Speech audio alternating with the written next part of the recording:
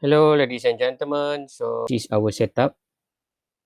As I mentioned to you, this is our setup. Okay, please allow me to share my screen. Okay, this is our setup, and then this is our LiPo battery. All right, so this is our multimeter.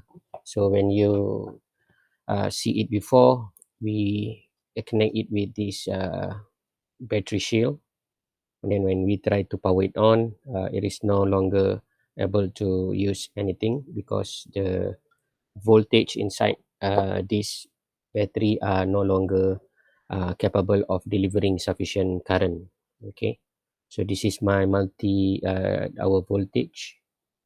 Okay, please bear in mind that my multimeter might be not sufficient power, and then it's give the not reliable output lah. However, we can see that the maximum indication there is 3 point something. So I believe it is between 3.0 to 3.2 volt, and then it stopped working for this particular battery, 4800 milliamp. Okay, so this is our setup before, you know already, based on my previous explanation. And then we already make some modification where we insert the battery shield. This one are going to be covered later on in our future video, where we include the boost up over here, power boost, and then we have the what we call it as a switch to on and off the operation of the battery. So this one I'm going to explain it on my second experiment. Okay, so let's dive into the outcome of our battery testing using the AHT sensor module with the ESP.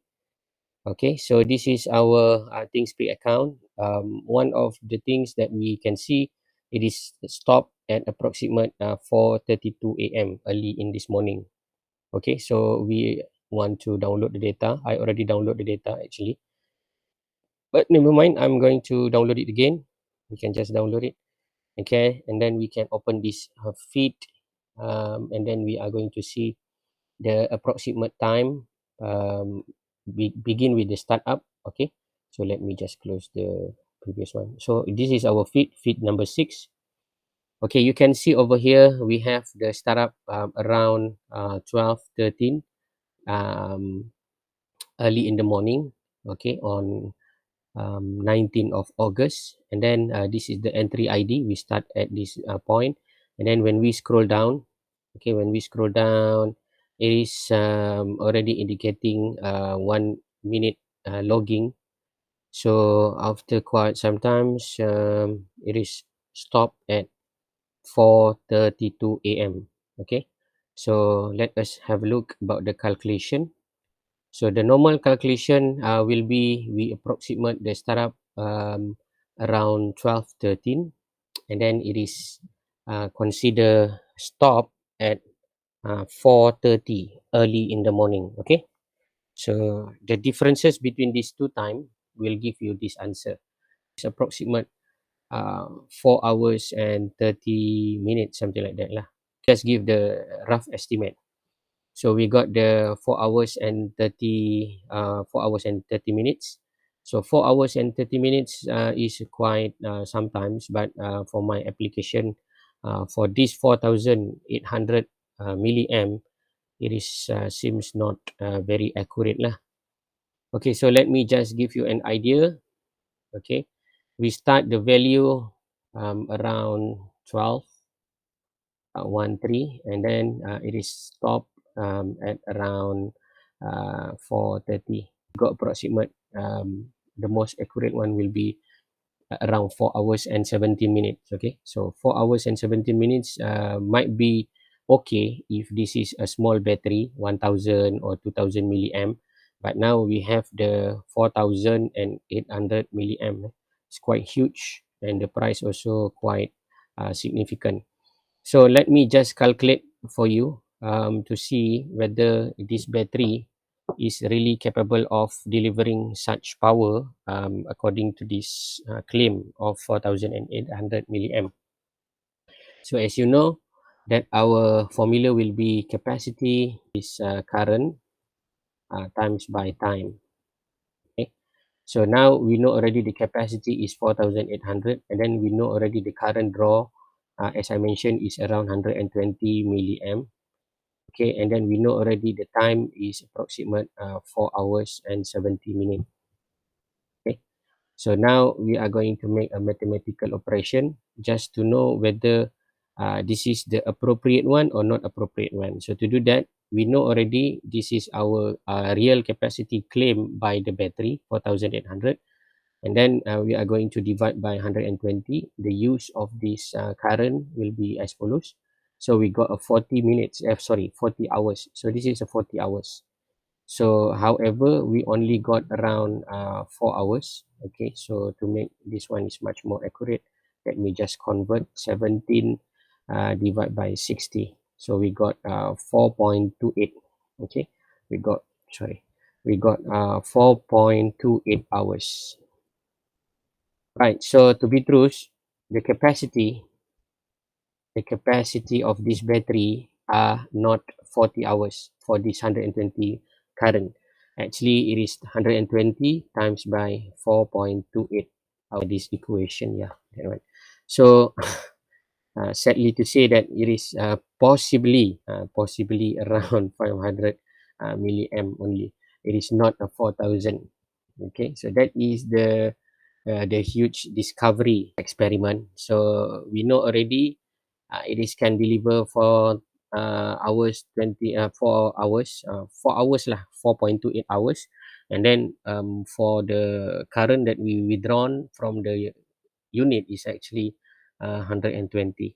So things peak server to identify and to know whether the current is already sufficiently sent to the unit, and then we can also record it. And then furthermore, we can sort of prove it using the digital signature here, using the ThinkSpeak server. And then just to update, I have also the experiment with my another unit.